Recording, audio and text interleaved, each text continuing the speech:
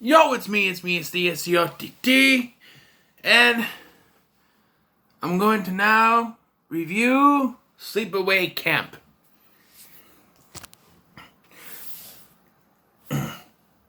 This is one of the movies that I swapped in for another one because I found out it's free on Tubi. So go check it out. Go to Tubi TV app. It's free on there. There is ads, but it's free. And I remember I first watched this. This is not my first time watching it, but the first time I did watch it was like a year. It was before I started, doing reviews. But unfortunately for me, I had already sort of heard about the twist, but I found that it was free on. Maybe it was still Tubi at the time, and I watched it. And even knowing the twist, the way that they film it, you're not prepared for it. At least the ending shot. So we'll get to it. So the story is that two siblings, Angela and Peter, are swimming, going in the ocean, whatever. They're on the beach, at the beach with their dad and some people, counselors from camp, or some, kids from camp, accidentally caused the death of who they assumed to be Peter.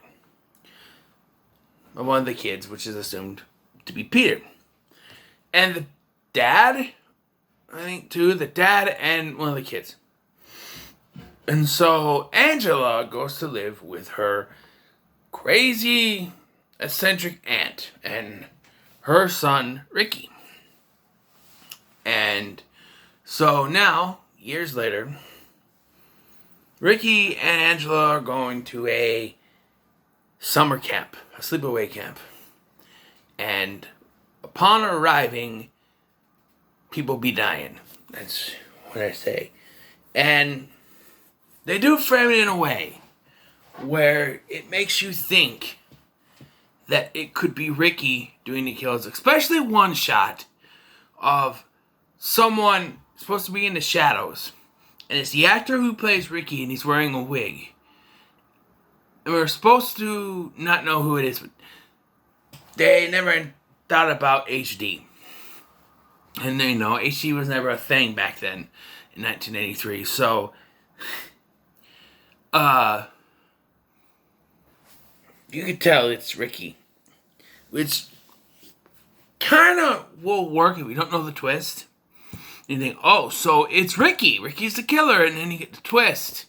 And you're like, oh, okay. But wait. We saw Ricky in that shot. There are some decent kills. There's the bee kill. There's the curling iron, which you only see the curling iron go down and then her hands go like this. That's pretty cool. There's the stab. Someone's in the shower stabbing it back and slicing down. Although when Mel, the head counselor, and we'll talk about him, comes to find her, just out of nowhere, he walks in, he's looking around, all of a sudden, body decides to lunge out and fall down. No.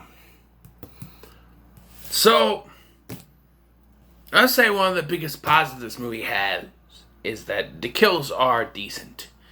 And it really shows you what it's like to be at a summer camp. People, bickering back and forth. One of my favorite lines is when one of the other guys tells Ricky to eat shit and die. His name is Bill. He tells, hey Ricky, eat shit and die. And Ricky, like that, yells back, eat shit and live, Bill. I love that line. Eat shit and live, Bill. I love that line. And yeah, my biggest problem with this film is Mel, the head counselor. He is only there to further the suspicion that it's Ricky. And it really pads out the running time too, because there's even so he has problems with Ricky. It's very obvious because Ricky's just a little bit of a troublemaker. He's not a big troublemaker, but there is one particular scene that makes me really pissed off at Mel, and that's when Angela is going to be thrown into the ocean with her clothes on by these bully girls. Ricky goes to try to stop them, and Mel grabs him. Hey, what do you think you're doing? What do you think you're doing? Where are you going? What are you doing? What are you doing? He's trying to get out. He's trying to help his cousin. And this asshole is holding him, stopping him from doing it. Because he thinks that Ricky's going to cause trouble. Not paying fucking attention to the girls that are causing trouble. And right away you can tell that Mel allows these girls to be selfish little bitches so he can get laid. Because the more ass he kissed, the more dick gets sucked in his mind. And that is true because remember I mentioned the girl who gets stabbed from behind and lunges out when he goes to look for her? Yes, that's the girl he was gonna fuck. Pay no mind. She's probably supposed to be over the age of 18, so that's fine because there is one pervert there that gets what he deserves. Although we do not get confirmation if he is actually dead. He's the only one that we're not confirmed on. Other people we know they're dead. Even a bunch of kids that are murdered. Not on screen, of course, but the pervert in question gets a pot of scalding hot water put on him, and the last we hear, he was taken to the hospital. We don't know if he's dead. We know if he's alive. Meh. The thing with Mel is, I found this out, and it's very weird. So, continuing with the character reasons I don't like him, after he finds this girl's body, he automatically believes that it's Ricky, and that Ricky killed her to get to him, because of him. Okay, how many people knew about your little thing you were going to do? How many people did she tell? Ricky? Really? So once he finds Ricky, he beats the shit out of him. Which, your ass is going to jail, pal. Well, he ends up dead anyway. Because Angela kills him. Yes, Angela's the killer. But that's not really, that's part of the twist, but not really the twist. Because there's two people it could be. Because everyone getting killed had something against Angela, so maybe those kids that run a camping trip, but so it's either Ricky or Angela, and so it's either one of those two. But that's why it's obvious it's either those two. But that's why there's the twist at the end. We'll get to that. So Mel's dead, and think about his actor. The actor who played Mel actually died from cancer a few months before the film was released. He died the same year the film was released, 1983, in August. And the film was released in, I think, November or December. So, yeah, he died a few months before the film was released. He didn't even get to see his own performance in the film. That sucks, man. The character I do like is Ronnie. And he does come back in Return to Sleepaway Camp, which...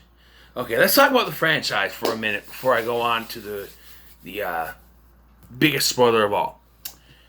This franchise is a little weird, because you got this one, and then you go to Sleepaway Camp 2 and 3, which has, instead of Felissa Rose, who plays Angela here, we have Pamela Springsteen.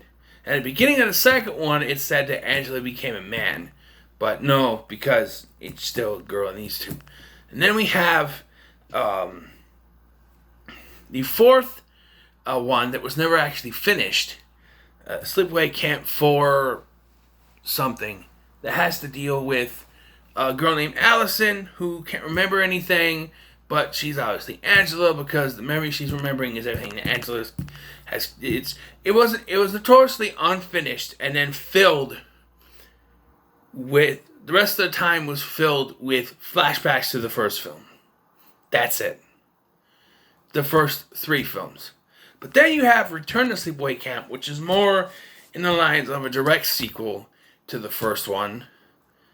I don't know if the other 3 happened, even though the post-credit scene indicates that she escaped from the same place she was at in the fourth one, but I don't know. Anyway, it brings back Ronnie, it brings back Ricky, You know, that sort of thing. And it brings back Felissa Rose. So there's that. But it's a weird franchise. Now, the twist. So, upon finding the dead kids' bodies, they go to Ronnie. And Ronnie and them run out because Angela and her boyfriend, whose name I don't remember, that she keeps getting jealous of, they say, okay, we're going to make out, and she tells him to take his clothes off. Of course, we don't see it, because they're both underage at the time. This is cool. But then, you know, which is cool, you know, not saying that. It's cool, it's fine. It's fine. So then, Ronnie and a couple of the other counselors show up, and they go, Angela, and she turns around, and we get a flashback of the eccentric aunt. Apparently, Peter was the one that survived, not Angela. But kooky, fucked up aunt decided, oh, well, I already have a boy. I don't need one of them. So you're going to be a girl, and you're going to be Angela. And we're led to believe that the reason she is killing these people is not only because she's being picked on, but because it was, you know, camp people that led to his sister and dad being killed. We're also seeing flashbacks that show that his dad was gay. That's fine. But my biggest problem here is, and we see the whole thing, and they show a little penis and stuff, which is like grown man's penis, so it's, you know. But anyway, because there was some stunt guy who will never be named, because no one knows who he is, who had to wear a fake Angela hat and do it. But anyway,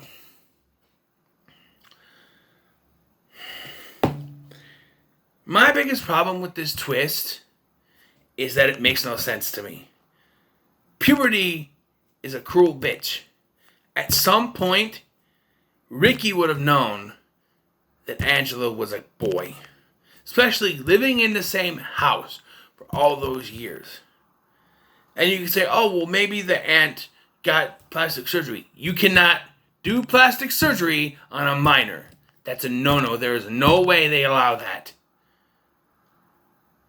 So, and the fact that Angela Peter still doesn't have like how old is it supposed to be? 13-ish? 14? Puberty would have happened. She'd have at least some kind of deep voice. And then I know she doesn't talk through most of the film, but she does talk. If she didn't talk at all, it would make sense. She does talk to the boy. And thus the flashbacks to the gay thing make it, you know, for her to be alright for her to do this. Anyway, you know, to make up with another boy, because that's the point. Oh, it's a boy. Dad did it. So, I'm going to give this a 9 out of 10. Make sure to like, share, and subscribe. Thank you for watching. I've been Scotty. See you in the next one. I have to redo this anyway. God damn it.